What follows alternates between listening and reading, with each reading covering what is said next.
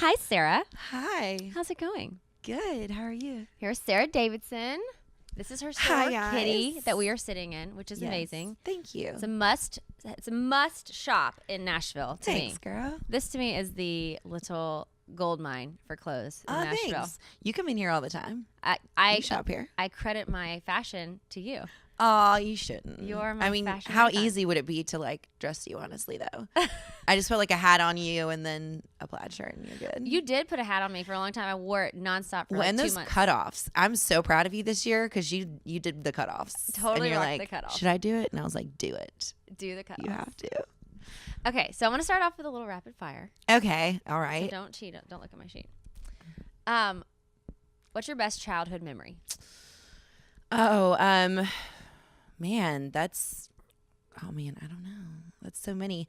I guess my mind immediately went, because I'm like in music and I love music so much. My first CD or my first tape, actually, it was, a tape, was Amy Grant. You had a cassette tape? Yeah, I had all the cassette tapes. Girl, mine was Amy Grant too. Heart in Motion. Yes. Okay, so my first of the night party, I go over to my friend's house. Her name was Carrie Stiefel, and she's still one of my good friends today. I just went to her wedding last year.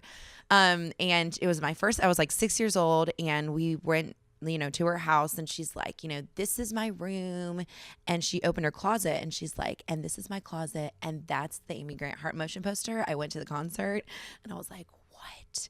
And it was the image of her spinning around, in the velvet dress. the crushed red velvet dress. Red velvet dress. Yeah, with the locket. Yeah. And from that moment on, I was like, oh my gosh, I have to get that Amy Grant Heart in Motion. And so I asked for it for my 7th birthday. And I remember we were sitting at the country club, I was with my parents, and they gave it to me.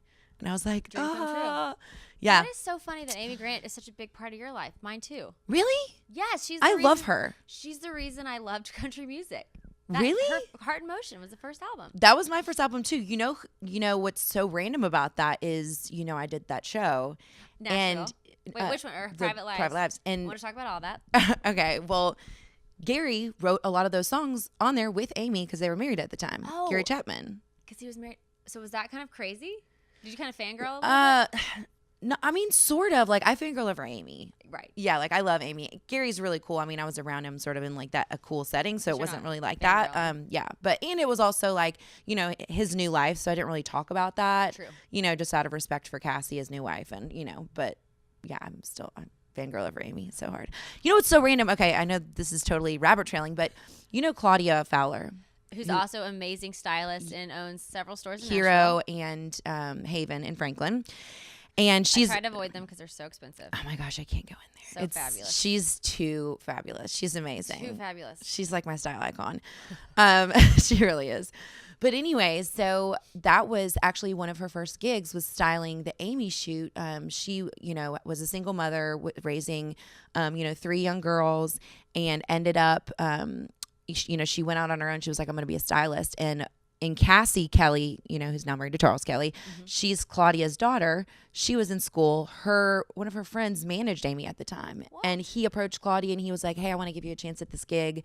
And she took the gig and she styled that crushed red velvet dress with the heart locket. That was her first styling Claudia gig. did? Yes. And she's your style icon? Yes. Full circle. I know, right? So random. I can't believe that, actually. It's literally the weirdest thing because when I found that crushed red velvet dress means a lot to me. Oh, it was everything in life. Like, it was, and her hair was just like spinning. It was, yeah. And I don't know. When I found that out, I was like, no way. I And actually can't believe that. isn't that random? I'm glad Ask her about that. I Actually, will. when you should interview her. Okay, I will. Yeah, you I'll should. put her on my list. Okay. That's crazy. I know, so random. Okay, so Amy Grant, totally with you. Yeah. Love it. What song best describes your love life? Oh. Sometimes I can't make you love you if you don't, and sometimes it's I don't know. What's one that's like, just leave me alone? Oh no, what's the one that Jen wrote? Oh, She don't love you. She's just lonely. She don't love you. She's just lonely. That's my song. That's my jam. That's a good song. Yeah. Yeah, Jen Eric wrote Presley. that song from a true place. Oh yeah. Yeah, so it's real. I love that. I love that too. Okay, Such got a good it. one. Whose brain would you like to have? I don't. If you have anybody's. Gosh, it would probably be like like a brilliant songwriter of sorts, but there's so many. I love the way that Sheryl Crow writes. She's a badass. She is a badass. She's Just in really general. smart. She's really cool, put together. But edgy. Edgy, yeah. She don't give a shit. She don't give a shit. Smokes a little pot every now and then. Oh, Keeps love it. real. Cool. Should smoke some pot with Cheryl. Oh my gosh, I totally would love to. I mean, Do you know her? No, I don't. But she's actually playing at the Skirmerhorn with the symphony for Valentine's Day. You should send her a goodie bag of clothes from Kitty. Absolutely, I should. Because this would totally be her scene. Absolutely, yeah, I'm going to do that. I know she shops a lot at H. Audrey with Holly Yeah. Williams, but yeah, I'll have to I got the shirt. coax her over here. One time I'm not wearing a Kitty shirt. Oh, I have a Kitty it's shirt fine. in my car I just picked up from the cleaners. It's all love. It's all boutique love All in boutique Nashville. love. Boutique love. It's so funny. I do know like all the I know all the other boutique owners in Nashville, and everybody's just so like kind and fun and collaborative, and everybody has their own thing is the other thing. Everybody's really unique and in their own creative space, but it collectively makes it a great like shopping experience for people in Nashville. Don't you kind of think in general people in Nashville are supportive of each other? Yeah. I think that's the general vibe that I get when I'm here. I do not feel a catty vibe here. I don't either. I mean, there's definitely, I think you get what you attract what you put out there. But I also think that Nashville just has this like really inviting feeling, and everybody just wants to kind of help each other and lift each other up for the most part. And yeah, it's awesome to live here. Positive. I know, I love it here. So you said everybody has their own thing. What is your thing? What is Kitty's thing? Which, by the way, everyone listening, Kitty is a boutique in Nashville, and it is so hot, so trendy, also affordable, which I appreciate. There are some expensive pieces, but like you can shop here and you don't have to spend $1 million trillion, which is really good for someone who doesn't want to do that. Yeah. Day, but still look fabulous. Yeah, for sure. So yeah, Kitty, essentially, it's the long story short. Kitty Wells was the first solo female to have a #1 on the country charts, and I was doing music at the time and still am, but I was doing a solo project and sort of figuring out what I wanted to do. It's right before I formed Stella James, the band I'm in. And I was like kind of taking a break, and I did some styling on the side for one of my friends, Deanna Kay, who's Deanna, a host. Also. Yeah, she's also a host, and I styled a shoot for her, and I posted something about it, and my business manager called me. And my business manager at the time called me, and he, sort of questioned, my branding. And he was like, "Are you a singer-songwriter still? Or will you need to be concise?" And it was sort of like in a tongue-in-cheek way, but he was like sort of slapping me on the hand. And I was like, you know what? If I'm going to promote any idea, it's going to be that you can do whatever the passion in your heart is. Like, I believe that we're put on this earth to follow passions, and like, life is not about a 9 to 5. Life is not about this, set schedule. And yeah, our society sometimes boxes ourselves in that way, but there's a way you can live a fulfilled, successful life and not have that, So anyways, I've always been drawn to the story of Kitty Wells. She was the first solo female to have a #1 on the country charts. That's awesome. Yeah, Honky Tonk Angels, and it was in the early 50s, and there was a lot of opposition. I mean, it was even banned by NBC Radio and the Opry, which were the two outlets for country music at the time. But women were finally gaining a voice, and they went on and like requested the song enough that the ban was lifted, and that went on to be the first #1. That's a badass. Yeah. So Kitty was, not only just like a bold woman and a very, very smart, artist and, marketing mind. She was married to the same man, Johnny Wright, for 72 years. She, had a family, and she was, she had it all. And so she was just very multifaceted. And, in the 50s and the 60s, she was doing things that women were not doing because, she did have a supportive husband that would, gave her the freedom to do that, which is important. But she also, wasn't afraid to go out and get it, and she wasn't worried what people thought about her. So I sort of like, identified with that, and I was like, you know what, I want to kind of take all of the Kitties of yesterday, and honor all of the badass women that are doing what they want to do and following the passions in their hearts, and celebrate that and have that be like a concept and an idea, but at the same time celebrate the women of today in Nashville, and then talk about what those badass women are wearing. So providing authentic street style for my friends that are the badass Renaissance kitties of today. And so, you know, when people are looking to Nashville and like what's happening here in the fashion scene, I want them to look, you know, to Kitty and to kind of see that like it is more of a cool stripped down street style. It's not like cowboy boots and cowboy hats and sundresses. You know, it is those things, but mixed in a very, very cool, relaxed way. I love that. Yeah, Nashville just has, it's very authentic Nashville. And I want to be a part of sharing that story and that, you know, style with the world. And, you know, one of those reasons is because, A, we get to share the stories of all of the badass women that I'm like friends with that are around town. The women that are like the movers and shakers that are like out, you know, doing tons of things. Like, you know, you're launching this podcast. You know, you just came from a band. You're married to, you know, an amazing guy that's on the road. You're a wife, a homemaker. You're all of those things. And so, like, what are you wearing? Yeah, you're wearing like bell bottoms, cowboy boots, and, you know, like a flannel shirt. But it's in like a very cool, authentic way. You're not like cowboy hatting it, exactly. you know, with like the totally. super pointy toe. It's an authentic Nashville thing. So sort of sharing that with the world and like letting people know that like when they want to hear the stories of like the badass women and like find out what they're wearing, they'll come to Kitty. I love that. And I love that there is such a mission behind this store, you know? Thank you. Like it's a very empowered mission. Well, you know, I mean, we've known each other for forever, and like a decade now, though. Crazy. So crazy. But I never had the passion or like even the will to or dream to open a boutique. Me and my sisters always kind of were like, well, one day we should open a boutique. And I want in the back of my head, I'm like, hell no, I'm not. Where did this come from? That conversation with my business manager. You're honestly, like, I'll show you. Yeah, I was. Bitch. Yeah, and it was just sort of like, you know what? Why isn't this out there? You know, why isn't there the idea that we can promote, that we can follow the passions in our hearts, so that like a woman in Wisconsin that is, you know, a wife and a mother who takes her kids to school every day, like all the people around her tell her she can't be a photographer, you know, because she's a mom, or she can't, you know, be a blogger because she's a mom, or yeah, it's like, you know, we box each other in every day. And so just sort of inspiring people like that, like, hey, follow the passions in your hearts, because, and those are just like things off the top of my head, like photographer, whatever. There's so many different dreams that are put in each person's heart that are so random and different, and so many different talents that we're all given.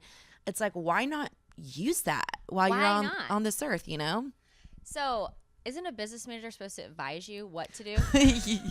Yeah. So you like rebelled. Yeah. I love you, There was Sarah. You're like, I'll show you. Yeah. Well, I told him, I was like, you know what?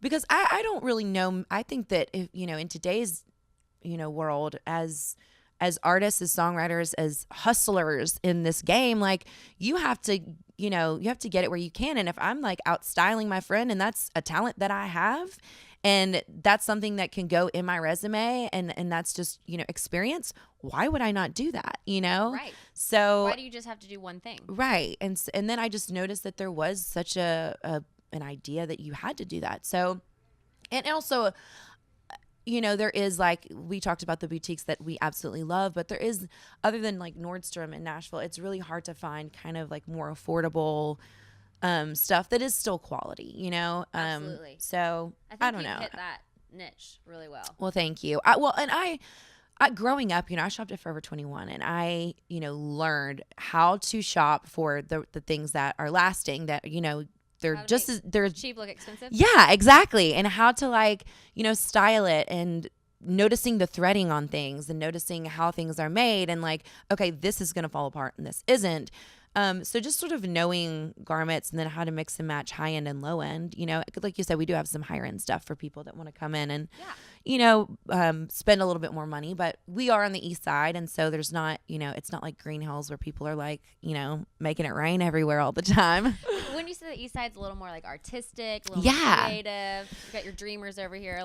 Everyone's a dreamer in Nashville, but yeah, for sure. Everyone's a dreamer. And how would you describe East Nashville? I think East Nashville is, it's developing, so it's becoming a couple different things, but I think it's really rooted in like authenticity, which Nashville in general is.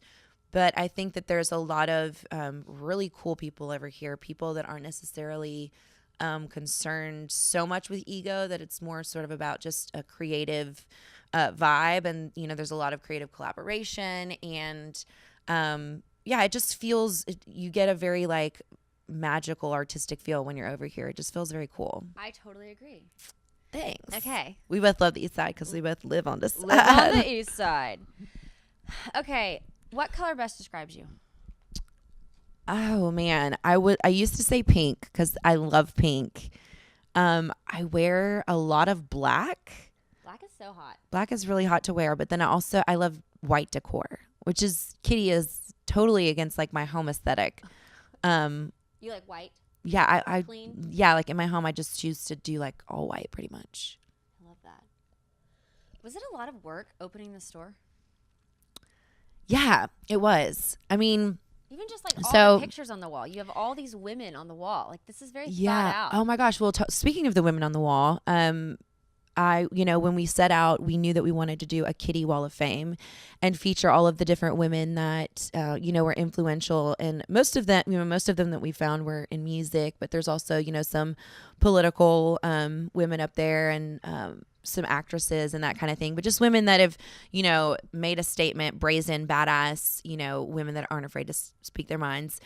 A really cool story about the 8x10s actually, which have I told you this before? No. Okay. So we went to all these antique stores looking for 8x10s because Nashville, is just filled with, country music history. And there's, just tons of paintings, 8x10s and, records and all of that. So we were at an antique store over off 8th and we found this painting and it looked like it was Loretta Lynn, but I knew it wasn't her. And so I brought it to the front and I asked the guy and I was like, do you know who this, artist would be? And he said, I have no idea, blah, blah, blah. And so I start telling him about Kitty and I'm like, well, I'm looking for any female country music or memorabilia or any, just any women, like 8x10s, anything that you have.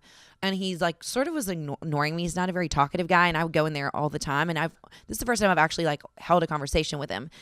And so Raina, who, helped me open the store and is, Rain and Rush Jewelry, which is amazing local jewelry. Yes. Love. That you modeled for. Oh, yes. Fab. Love it. Fabulous. So she walks up and we're sitting there telling this guy the concept of Kitty and he's sort of not really interested, but we some reason stood there and still talked to him. And this random guy walks in and he walks past the front and he's, he had like a booth there. So he goes to his booth that was, all the way in the back. And at this point we had stopped. We were just sort of talking about the concept and we didn't say, really what the store name or anything was. And so he comes back and he stops at the front and he goes, hey, I heard y'all talking about 8x10s and that you needed some 8x10s. I have like a lot of 100 of them that I got at a garage sale. If you want me to like bring them up here, if you like y'all are in town, right? Amazing. Yeah. And so I was like, yeah, gold mine. like, yes, absolutely. Please. And he's like, it's like Hank Sr. and Loretta Lynn and Dolly and Lynn Anderson, just all of these amazing, 8x10s. And so I'm like, hell yeah, absolutely. And Raina, out of like, I don't know why she said this, but out of the blue, she goes, hey, like, whose garage sale were you at? Where'd you get those? And he goes, you don't happen to know a woman named, like an old country singer named Kitty Wells, do you? Oh, I just got goosebumps. Oh, I started crying. And he goes, I bought these like 3 years ago at a garage sale at her house in Madison. I just got chills. Yeah. And like, so that's divine. It is absolutely divine. Like on my walls are 8x10s that belonged to Kitty Wells with like that are, because she was friends with Loretta Lynn. She was friends with Dolly Parton. She paved the way for all of them. I just got tears in my eyes too. I know. Like I cried.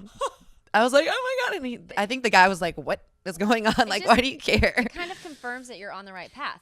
100%. And, at that point we were like behind on opening, like the build out had, taken a lot longer than expected. And, it was just a lot going on. And I had boxes and boxes of clothes because, I thought that we'd be open by then. And I'm like, well, we need clothing for or at that point, yeah, it would have been Christmas because it was, we ended up opening in May and we were planning on opening in 2013, end of 2013. Okay. Right? I am so bad. No, 2014. Okay. Anyways. Mine is a blur. Yeah. Anyways, so I ended up with all these boxes in my house. It was just sort of like very stressful and overwhelming. And then I end up, running into this guy, and he has all these 8x10s, and it was cool. So that kind of makes me want to segue. I have so many things I want to talk to you, but you and I are the same with this. Do you believe in magic and like the universe leading you and signs, and like, do you believe in that? Oh, absolutely. Some people think that's hippy dippy shit, and I personally don't. No. I don't think you do either. No. Like, I have seen so many patterns in my life, and so many, things that I thought were just like the worst thing in the world, or the best thing in the world, and then you look back 5 years later and you see the rhyme and everything. And even on a daily basis, I mean, I'll think of someone, and then, I don't know where they text me, which is so weird, because I think there's a lot of people, or artistic people, that are very in touch with that side of their minds. And not to go too much into a wormhole, quote unquote, but when I was, my friend Rachel, my bandmate, actually, Rachel Bradshaw, and I went to LA last week, and I was watching that show that Morgan Freeman narrates on, I don't know what channel, it's called The Wormhole, though. Oh. It talks about how all time and space exists, like has already existed. And like, literally, it's so mind blowing. So I'm like actually still exploring all of that and kind of figuring out, I think that sometimes we can almost see things that happen in our future in like a sign, or, just maybe just the universe nudging you another way. Or how do you feel those nudges? Like, how do you know when you're being nudged? Just like that situation, at the antique store. Listen. You take note of these things. Yeah, I think we have to. I think even if Kitty like ended up closing down tomorrow, I think that this whole journey has been so awesome that like, if I hadn't have had those confirmations and had those directions along the way and followed those, I wouldn't have had this experience. That's what life is about. It's about these like, it's the long journey, but it's about these different journeys that we take. And sort of just being a witness to those, and like allowing that to like lead you on into the next place. I'm gonna cry. Hey, cry. Anything you can do, anything around Hyper. Oh my god. So you have experienced a lot of amazing things. You have. Well, first off, you're one of 6 children. Yes. And you grew up in a big household. Yes. How was that? What was your birth order like? Like, how did you fit into the mix? What is your personality within the siblings? So I'm the second oldest, and I am definitely sort of the boisterous, louder one. I was always the one that was like talking a lot, telling people what to do. But I was always nice. I was a sweet kid, but I was just very like boisterous and, loud. I sang a lot. So you always knew that you wanted to sing. Well, your first song at 11. I did. Yes. I stalked you. I found out. Did. You're inspired by Whitney Houston's I Yes. Love You. Yes, I did. And I sat down in my bedroom, like by my window, and I had no idea that Dolly Parton was the writer on that at the time. But Whitney Houston, I mean, that song in itself is just so amazing. But it's just it's crazy to me looking back how an 11-year-old can understand or get the emotion that's coming through a song. And that's the gift of music. That's the magic of music, is an emotion that someone not even old enough to experience can experience and feel. Like, you see those videos of the babies online that are like, they put on like a song or something, and then they like start crying because they like feel it so hard. They're like, man, I'm feeling this song. Oh, it's so funny. But like, it's just, that's the way music is. So yeah, so I sat down and I was like, I want to write a song. And then I wrote a song and took it to my neighbor's house and sang it. It was basically the same thing as I Will Always Love You, but but Sarah version. Yeah, my version. I would love to hear that. Did you record it? No, I never recorded. I only wrote the first, I actually only just like a chorus, I think. That's so amazing. It was so like on Whitney Houston, I Will Always Love You. I don't think I could ever like go back to it. Yeah. No. Yeah. So did you know you had to get to Nashville? Well, I always dreamed about Nashville, and I knew that this is where country music was. But, at the time, Nashville wasn't like what it is today. 10 years later, it's like everyone knows Nashville. It's so hot. It's, on the map. And it was sort of just like this little country town then, Yeah. And so I did actually, so I'm from South Georgia, grew up down there. My parents were very weird about us going off to college. And so I stayed in my hometown my freshman year. I broke up with my high school boyfriend, Oh. or more like he broke up with me and started dating like one of my friends. Heartbroken. Oh my gosh, so Oh, sad. Yeah, brutal. so brutal. Did they stay together? No, they were together for a little while, and then we actually ended up dating after that. But You took him back? You took that dog back? I know it was dumb, but we were. It was weird. It was 4 years later, and we were both totally different people. This was after I moved to Nashville. Okay. Anyway, so it was all an integral part of me like getting to Nashville, though. He was. Yeah, he was. So he basically broke my heart. I went off the deep end, like failed all my classes, like never went to class, smoked so much pot. I was so depressed. My parents were like, okay, Sarah, like you got to let's get it together. And so they actually sent my older sister. She was like kind of going through a thing too. And my grandparents were involved in this ministry in Texas. And so there's an internship, and it's like a year-long thing, and you go and you basically like cut off yourself from the world. Essentially, it's almost like what monks do, kind of. When did you do this? I did this when I was 19. Yeah. So in 2004. How long do you go? It's in it's not the ministries anymore, but it was in Lindale, Texas. I would never do that again, though. How long did you go? A year. You went to like a ministry school for a year? I didn't date for a year. I did not listen to secular music for a year. I didn't drink. I didn't. Oh, it was absolutely being a nun. Did you like it? What did you learn? I didn't like it. I didn't like it. I think I was at a place in my life where I was so out of control with, what I had lost my path, and I wanted to be a singer, and I knew that I wanted to, and I'd made demos at that time when I was, in high school, and I knew that's what I wanted to do, but I sort of like lost myself in this heartbreak, and it sort of like got me back on track. Would I ever do it again? Would I suggest anybody do it? No. Did it help you? But yeah, it was very helpful to me. And like they had these different like weekends where you just like literally like fasted and prayed. And I mean, I'm literally not holier than thou now. Like I don't know how I did that, but it was in that time. It was a season. Yeah. And I really felt like so strongly that I was supposed to be in Nashville, and I didn't know anyone. And, maybe that was just like sort of, me allowing my mind to be cleared and like truly hear the passions in my heart and like know that that was what I was supposed to do and actually have the courage to do it. So, I knew my best friends from high school went to MTSU in Murfreesboro, which is like very close to here. And they were a couple. And so I came up, visited them one time, and then, enrolled in Belmont, and then came up and moved in a house with like 3 random girls. And was it terrifying or liberating? It was kind of scary, but like, after moving to Texas and like literally doing like accomplishing being a nun, I'm like, shit, I can do anything. Like I had no idea. Oh yeah. Yeah, girl. That makes you so much cooler to me. Your street cred just got like way cooler. Thanks, girl. No. So you have never had a typical, like you have never felt compelled to like have a typical path. Like you've never succumbed to the pressures of that. No. And I don't know why, honestly. I mean, I've had jobs, and I work my ass off. But yeah, I just, when I was younger, I just always saw myself on a different path. I never was like, I want to be an accountant, or I want to be, I don't know. I just always was like, I want to do music and I want to be creative, and I was, sort of put in a position when I was young enough, or, 21. So I kind of had the idea. I was like, okay, I can actually do this. Like it's not like a false idea or a false hope. And, gaining that validation, especially in Nashville. I mean, like when I first moved to Nashville, I was like, holy crap.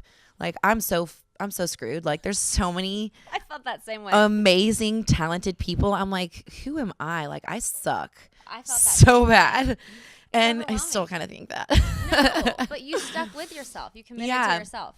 Yeah. And like, it's a thing. And I think that's really what artistry is about, is being consistent. It's sort of owning what you do. And that goes along with just any business, any creative. Like you have to just stay in your lane and do what you do. And there's, like, you've said this to me before, but there's enough success in this universe for or enough room in this universe for everybody to have success. Yeah. And so like, I don't know. I think that I just always have had this idea that I just want to like follow a passion in my heart. I don't know. So you said find your lane and stay in your lane. Yeah. Your musical lane has evolved. Like when you first Yes. moved to town, you were on the show Nashville, Yes. which was a big deal for this town. It was one of the first reality Was shows. it? I thought it was like one of the first reality shows that was. You've actually Yeah. been on the 2 reality shows filmed about Nashville. Yes, I have. Nashville It's so the show sad. on CBS. Both of them were a huge. Well, actually, Hold no. on, this fell. Just a second. Pause. You were on Nashville Yes. with Jamie Johnson, Rachel my gosh, Bradshaw. Is that where you yes. met Rachel? Rachel and I actually met in college. We met at Belmont through a friend, Callie Griggs. Yeah. Or no, Callie Griggs. I just mixed 2 of our college. Carrie Griggs and Callie Riggs. And yeah, so we met through Callie and just kind of hit it off and then became really good friends. And around that time was when they approached, I think, her originally, because she was more of like a main person on that show. I was sort of just like a supporting role, in a sense. But I got to do all the fun stuff, like got to go to LA and do like upfronts and all of that. And, we did a big photo shoot and Bat Jenkins was in it. Yeah, because you were on it. Oh, because we had a little dating moment. Oh my gosh. I totally just remembered that. Oh, man. You had a little fling-a-ling-ling. Oh, And then like one night on the show, I got drunk and I got in a little argument with him. And then the producers were like, why did you get in an argument with Matt? And I was like, I don't know, because I was drunk, maybe. I don't know. I was just being like drunk. And they were like, I think you like him. And they're like, you're going to look crazy unless you say that you like him on camera. So they were like, They made me tell him that I liked him on camera. No. Yeah, it was so awkward. And he was like, okay. And I think he was like, okay, like we had already gotten in a fight. And then I was just like, okay, yeah, this is. That is the trouble So of doing a reality show when you're like early 20s, because you can kind of be persuaded. Well, and that's those producers' jobs. I mean, talent producers on reality shows, that's their job, is to create drama. So they're going back and forth between people saying all this stuff that no one is actually even saying. It's just like, oh, well, that person is like hooking up with this person. And then they probably do have a couple people that are actually on the inside that are, manipulating the situations. But hey, if you want to be a reality star, you got to do that. Yeah. Okay, so you did that, and then after that, you got a record deal with Curb. Yes, I did. And you signed a publishing deal. Yes. So were you starting to feel like, okay, I'm like getting into my swing, like I'm getting like a real job in music? Yeah, I did, and I learned a lot because I didn't really even, I don't think, understand like the full scope of the songwriting community in Nashville and how large it was. And so before I got my first publishing deal and like during the show, I actually interned at the desk at Curb, behind the front desk. And so I sort of learned. Like the story. That's the dream. I know. Well, Secretary. I know. I actually knew that like Julie Roberts had done that, and a couple different, I think maybe Trisha Yearwood did. I know that she went to Belmont.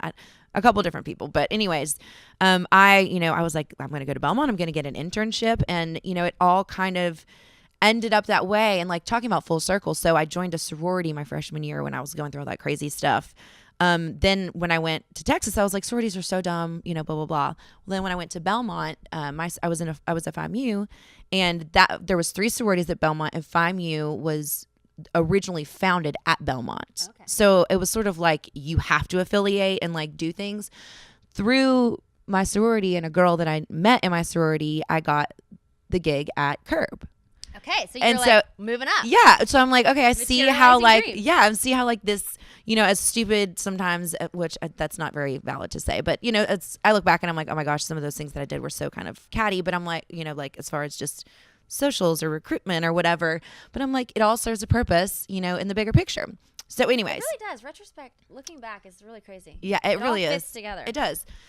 So anyways, I was interning behind the front desk and got the show at the time, was on the Nashville show. And then through that, they sort of were like, okay, well, are you a singer-songwriter? What's going on? And then, I started writing with some of their writers, and then they signed me. So you were one of the only people from that show, Nashville, to get a record deal off the show. Randomly, yeah, I was, because I wasn't even one of the main people.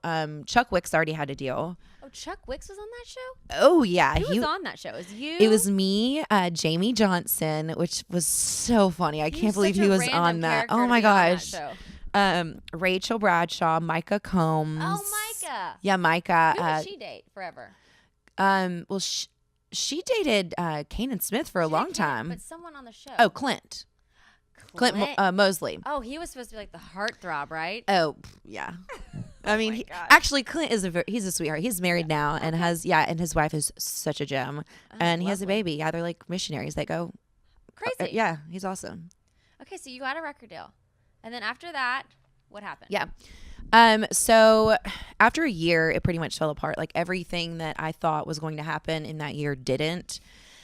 And so I sort of was back at square one. And around that time, I met my ex-husband and was sort of going through that, like, you know, falling in love and that whole thing. And so how did that affect your musical career? Well, it was, I mean, in different ways it did. I mean, you know, he was, you know, very successful after we were together. And so, I mean, I was around a lot of like really important people, but then also I think they kind of viewed me more as just like a wife rather than an artist. So it was sort of like trying to balance just two roles. Was that a struggle? Yeah, for sure. It was a struggle. And I think that, you know, kind of played a little bit of a role in the demise of, you know, everything. But, you know, I think that it all led to where I am now, and, you know, this music that I'm making now, and I can kind of look back and see how, you know, it was a purpose time in my life, for sure. And I find a silver lining. Yeah, for sure. Like I grew into a woman, you know, I grew up like I was a baby. I feel like when you went through your divorce, that's when, to me, like this person has fully emerged. Like you really, like, you are like the, what's that? They come out of the ashes of this Phoenix. The Phoenix. Yeah, the Phoenix. I love. Like I feel like you like came into this like being that just like was fully you. But that happened to me like when you became this independent woman after your divorce. I really saw this change. Yeah. Well, and I think that was something that I put on myself too. I think that I was trying, you know, I tried to be like this perfect, like whatever in public, and like, you know, not buttoned up, but like, you know, like that role, like that, not trophy wife, but like the wife, and, you know, something that someone would be proud of. And like, you know, just very, you know, conservative in a sense. And that's just really not who I am. And that was never anything that, you know, my ex did. That was all me. And I kind of put that on myself. And then, you know, when I came out of that, it was like, okay, I have the freedom to sort of be me authentically 100% and, you know, own that. And, you know, it's definitely like a journey, and I'm, you know, ever evolving and ever growing. But yeah, I mean, I feel like I am more myself and more empowered now, than ever before. But on the flip side, it makes me like super picky. And so I'm like always single. I mean, marriage is a big deal, you know? Like, yeah, it was. When you get married, like, you don't, now that you've been through it, you know what it takes to be in a marriage. Oh, yeah. The process, you probably just don't want to dive into another one. Yeah. Unless you really feel like it's the right dude. Exactly. Well, and I'm married to my band. I'm married to Stella James, and I'm married to Kitty. So tell me about Stella James. How did that come together? Well, so I was living over like in 12. I guess it's irrelevant where I was living. It doesn't matter. I'd moved from, you know, the house that I lived in before, and you know, was starting this new life and sort of coming in. Was it hard? Were you in a sad place, or what place? Yeah. Oh, yeah. I mean, definitely. You know, I was heartbroken. I was, you know, it was the hardest thing I've ever been through in my entire life. And, you know, it's like just, you know, dreams are what you think is what is supposed to happen. And it doesn't. And then it's like, okay, you know, like in my heart, I know that that's like the path, you know, that I knew that this is my journey. But that doesn't make it any easier on like exactly. So that was really difficult. That's wise that you knew that though. Like when you're going through this intense pain, you knew this was your journey. Like you were okay with it. I think I did. I think I knew before. I don't know. I don't know if I'm wise or if I just sort of knew ahead of time. I don't know. What do you mean? I don't know. I sort of always sensed that my path would be this way for some reason. I don't know why. That I would end up being married and then probably not being married. And I guess that's maybe like is that projection? I don't know. You kind of felt that even? I sort of. Why? I don't know. I think that even more so after my divorce, like, and I believe in marriage and I definitely want to find someone to spend my life with, but I don't know. I felt like I was in a season. Okay. In a sense. And I don't know if that, and I don't think I consciously sensed that, but I think in my spirit I did.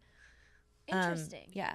And I've never really verbalized that, honestly, which, So- and not to disrespect anything, you know, in my marriage, but What do you think that season was? I don't know. I think I was just like growing and learning. I mean, you know, I don't know. So interesting. Yeah. You A lot of growth. very much like you see visions. Like maybe you're a visionary. You are a visionary. Maybe. I don't know. So out of I that don't want to see sad things though. out of that sad time Yeah. came a really beautiful thing, which is Yeah, your band. absolutely. So Do you think, and Rachel was kind of coming out of a sad time too. Do you think Yeah. y'all came together? yeah, absolutely. And that I was just about to say that, you know, through sort of like my going through and like, you know, the struggling process and like coming out and like rebirthing, you know, she in the meantime, which is so random because I had, you know, I was doing solo stuff at the time and I played my last show, and on my way home I got a call and Rachel's husband passed away in a car accident.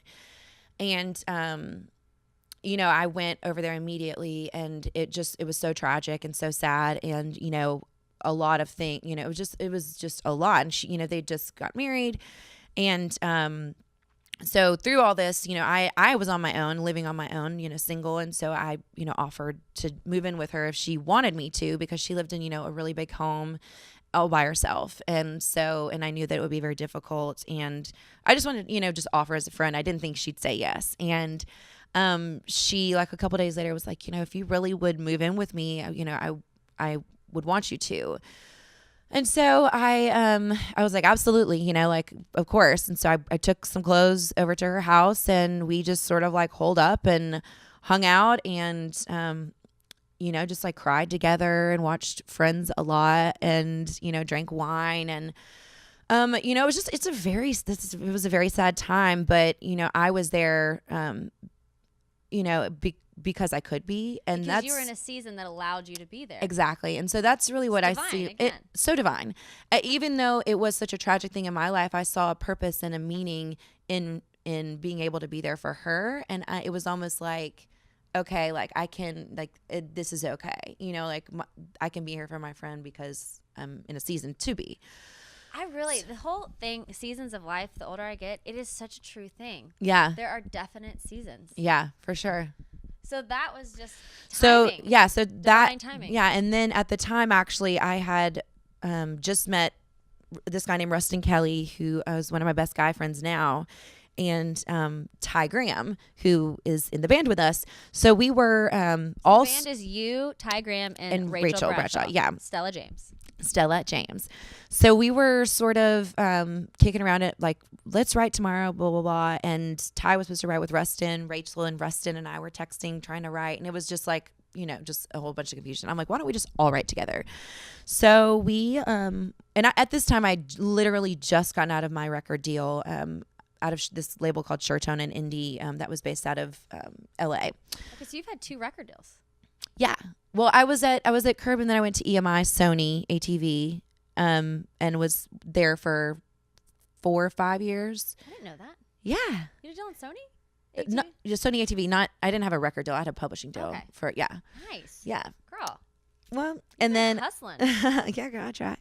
And then, and then I signed to Shirtone, and that's when, you know, I was doing Private Lives, and then I did, you know, radio tour. We have and to talk about Private Lives. Okay, we'll talk about that after we finish Stella James. Yeah. So, anyways, I was just back to Stella James, I guess. We were on Rachel's back porch, and we started writing this song called Songbird, and you know, I'd just gotten out of my deal. Rachel that day was getting out of her deal with Red Light Management that she'd signed, because she was supposed to go on The Voice before, you know, Rob passed away. And so it was just sort of like we all were clean slate. And we wrote this song called Songbird. And all 4 of y'all? Yeah, all 4 of us. And actually our friend David Bournet was there too. Okay. And we kind of looked at each other and we were like, Rachel goes, do you guys want to be in a band? And we're like, yeah, sure. And, you know, we were all just like, yeah, absolutely. And then, you know, obviously ended up just being, Rustin already has, you know, a publishing deal and like has artistry things going on, management and all that at the time. So he couldn't do it. And then David Bournet also had been working on an EP he was about to release like the week later. So they're like, well, we can't really do it. But Rachel, Ty, and I were like, yeah, let's do it. And then literally ever since then, we've we've been a band, and there's a line in Songbird that it says, "Thanks to you, little songbird, for singing me home." Oh. And the whole song is like so prophetic, and we didn't even really know what we were writing about, but it's just about this, like it's about just like coming home and like this person or this thing that's taking all of this like sadness and dark skies away from you. And so now we look back, we're like, oh my gosh, it's so crazy that we wrote that song That's crazy. first together. And that's exactly what this band means to us. Like, it's sort of like our haven, we've really just, even to Rachel too. And, Ty, he's been in Nashville a couple years, and, he's so incredibly talented and just hasn't really like landed anywhere. And so we've just really found such a home in this, and it just feels really like magical and good. And we definitely have, the daily struggles of like, booking shows and like, getting along and that kind of thing on like the nitty gritty scale. But overall, we are like so incredibly close as family.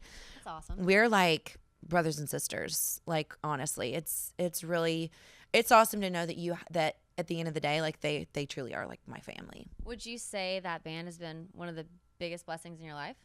Oh, absolutely. Like, for sure. Just the music that we write is just so special to me. You sort of got out of having to fit a mold, the Nashville Yeah. mold of this band. I feel like you guys write a different way for this band. And that's what was really so enticing for us. We all were at a place where we were, and Ty's never really been like, I have to write for country radio. He's from Texas. He's got a chip on his shoulder already. So he's like, I'm gonna do my thing, which is great because he's super, super talented. Rusty, who writes a lot of our stuff with us and wrote Songbird, he kind of does his own thing as well. More of like an indie artist thing. But then like what Ty, Rachel, and I write, and like what we all write together is just so not in the box of anything I've ever done. And I just, when we just bring that side of each other out, and we all were at a place where we were tired of chasing things. And that's a nice place to get to, isn't it? Oh my gosh. Such a relief. Amen. Hallelujah. Oh, I finally got there too. Like, yes. Do not have to chase anymore. Yes. Just let what's supposed to come out.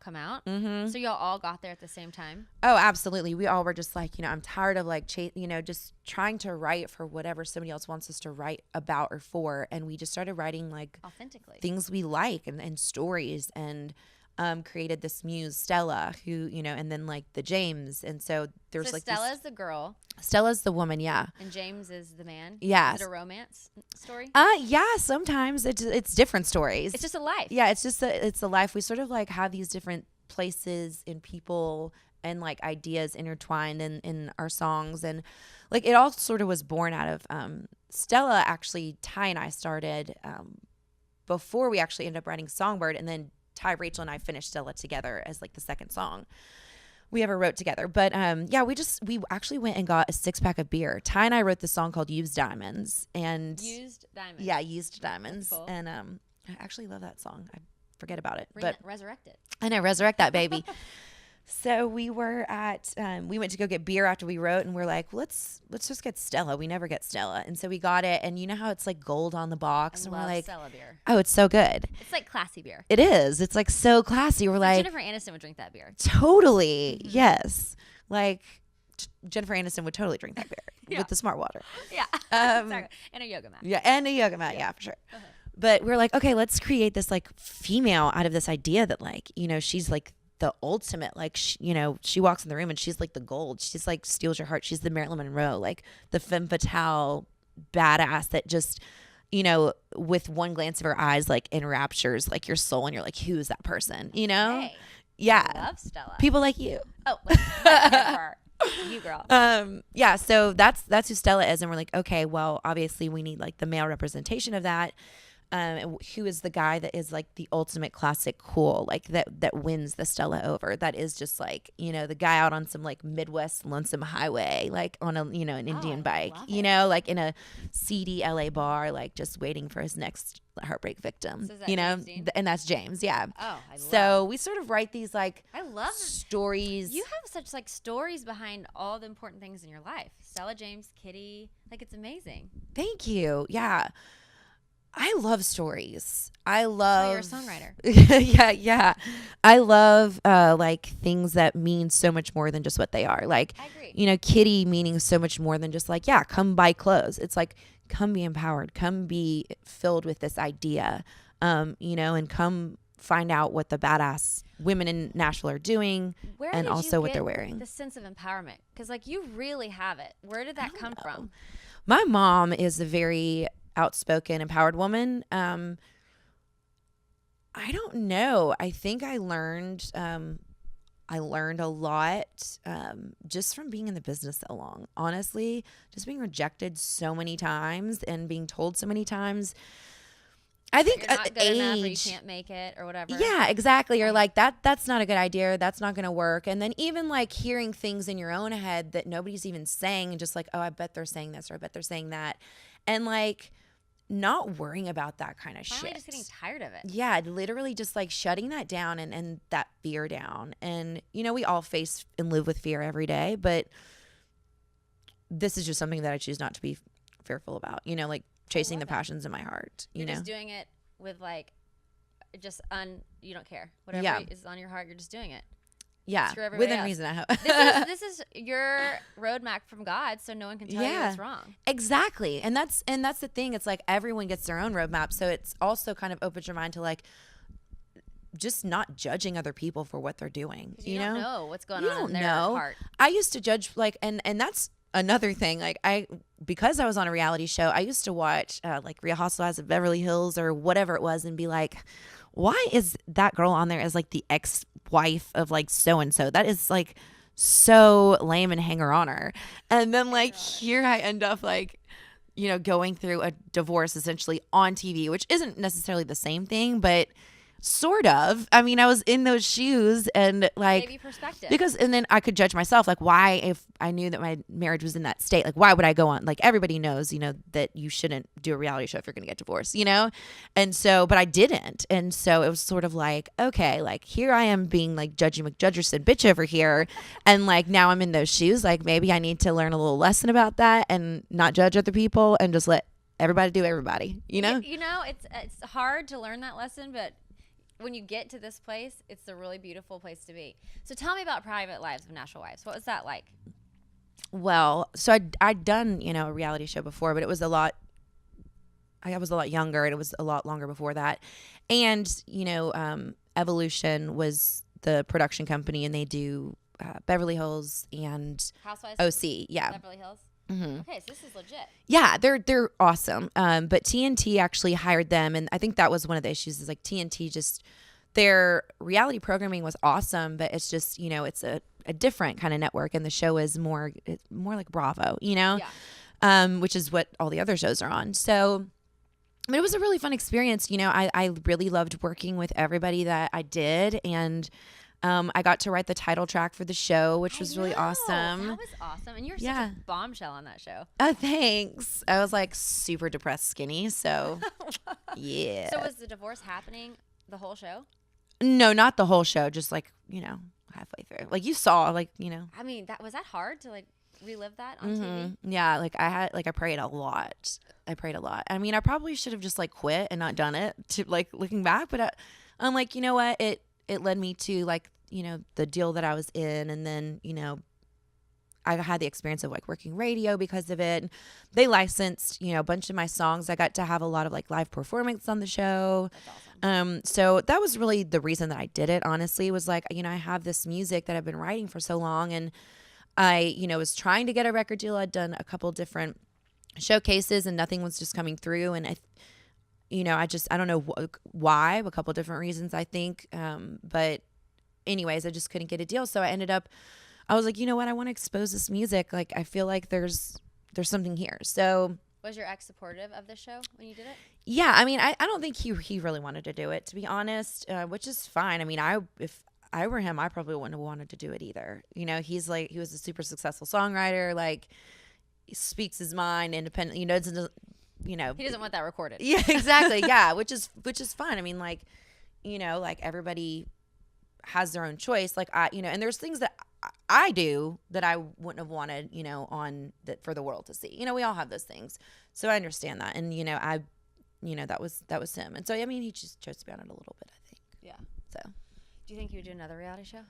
Reality's kind of fun. It's so fun, to be honest. Yeah. It really is. The scary thing is they can twist everything you say. But the cool thing is, you get like a really fun experience. I mean, everybody, we're all so diverse. So there's always going to be an audience that identifies with different people. There's people out there that love the person that they pin as the bitch. And there's people, you know what I mean? Mm-hmm. Like there's just so many different people that I feel like reality is just like, they say either you want to be the person, you're like, oh my gosh, I cannot believe that person, or you are that person. And like you said before, people who have never been on reality shows, it is so easy to judge. But you have no idea what's really going on. It's just these people have decided to open up their whole life. Yeah. Because everybody has layers. Yeah, for sure. I mean. But isn't it kind of nice just to have it all out there? Yeah. I mean, actually, it really was. Because it was easier for me to sort of just like put everything to rest. Yeah. Because, you don't have to Nashville like hide anything. Yeah. Nashville is the small town. And, we all are in the business together, and so I just wanted to go through that and kind of let everybody know, like, hey, this is just the way it is. No one's like the bad person here. If anybody's the bad person, it's me.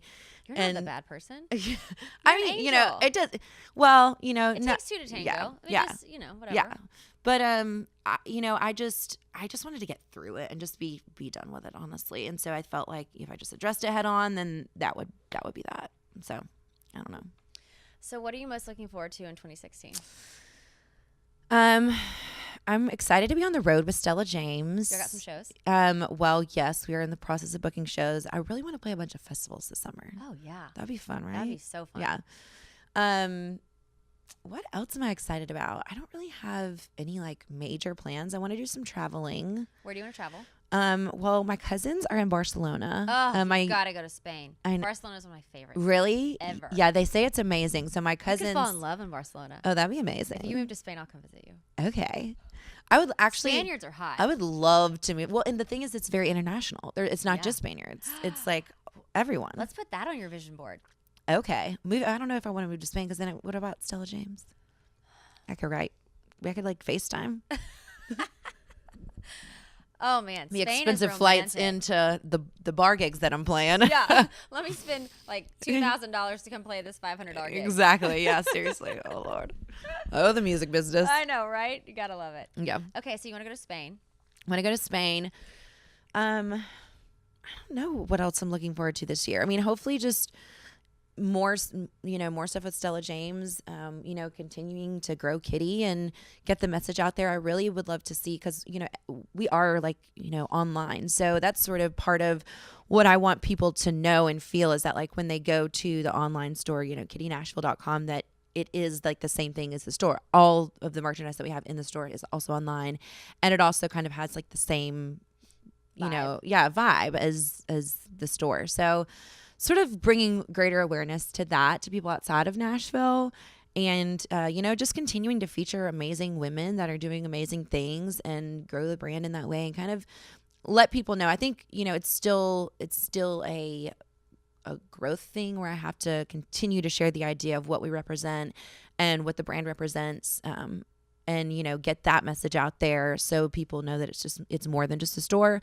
But that takes time, and just messaging and letting people know like what it is. So, which I am here to scream from the rooftops. The store is everything.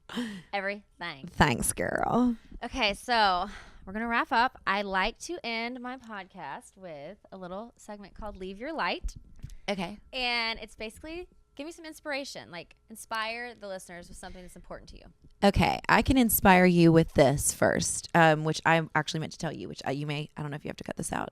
Okay, so I just got an espresso for Christmas, and I have this mug, and it says, all I need is coffee and mascara.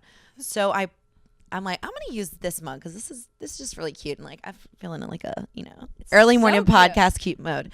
So I have that. I look down after the coffee. I poured like almond milk in there real quick, and I look down, and literally, let me show you this picture. It's a froth in the shape of a penis.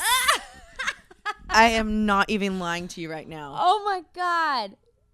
It is. Here, let's just put it on here so we can see. Oh my gosh. Here it is. So all I need is froth. That's pretty impressive. So all you need is coffee, mascara, and a penis? Is that what you're saying? I don't know. That's what the universe is telling me. Hey, but literally, you gotta I'm like, to the signs, girl. Whoa, that is so random. Wow. No, but I'll actually give you a real light to leave. So I'll leave you with inspiration. Sort of what compelled me and like helped me chase the passions of my heart at a time where I didn't really have the vision or the strength. But there's a quote, and it says, "I am more concerned with my character than I am about my reputation." I love that. And so that kind of freed me up from, worrying about what other people think. Like people are going to think what they want to about me because that has everything to do with them. And it's not your business. Yeah, it's not my business, and B, it's like whatever I think about other people is just really a projection of how I view the world and how I view. What people think about you is none of your business. Yeah, what people think about you is projection. and it's just like whatever. If I'm judging someone, that's just a projection of like an idea basically of how I view the world, and has everything to do with me. So kind of like freeing yourself from the idea that you have to be, what people want you to be, because you never can be, and that's what's so awesome is we're all so different. We're all created so differently. As long as it doesn't harm anyone else, I'm all about just, you be you and do you and live your life. And I think Kitty and Stella James are perfect representation of that. Thanks, girl. Thanks for being on my podcast, Sarah. Thanks for having me on your podcast. Sarah Davidson, do you have any like Twitter handles, Insta? Hyper. Oh, I've got all the Twitter handles, all the Insta. Tell me so everything. at So Sarah Ann. With an E. Ann with an E, yes. Like Anne of Green Gables. And Sarah with an H. Yes. SOSARAH ANNE. Okay. And then at the Stella James Band on Instagram. Obviously all this stuff is on Facebook. At Kitty Nashville. Love. Yes. And then kittynashville.com, stellajamesband.com. There's no sarahdavidson.com because my website is down right now. That's okay. But yeah, whatever. Okay. I'm trying to revamp it. Revamp it, girl. You're the best. Peace out. Bye. Love you, girl. Bye. Love you more. Hyper. Hyper.